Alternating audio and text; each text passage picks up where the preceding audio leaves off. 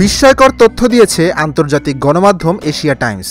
বলেছে, বাংলাদেশ ও তুরস্কের মধ্যে একটি গুরুত্বপূর্ণ প্রতিরক্ষা চুক্তি চূড়ান্ত হতে যাচ্ছে, যা দক্ষিণ এশিয়ার আকাশে নতুন সমীকরণ তৈরি করতে পারে।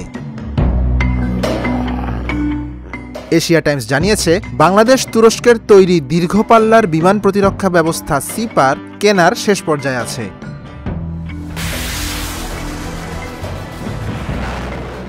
চুক্তির অংশ হিসেবে দুই দেশ যৌথভাবে যুদ্ধ ড্রোন তৈরি করার দিকেও এগোচ্ছে।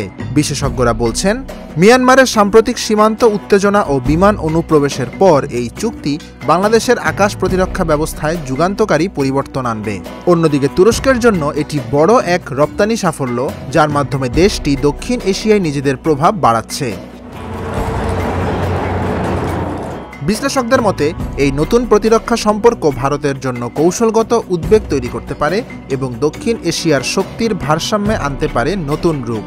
বাংলাদেশের জন্য এটি শুধু একটি প্রতিরক্ষা চুক্তি নয়, বরং আত্মনির্ভরতার পথে নতুন এক পদক্ষেপ।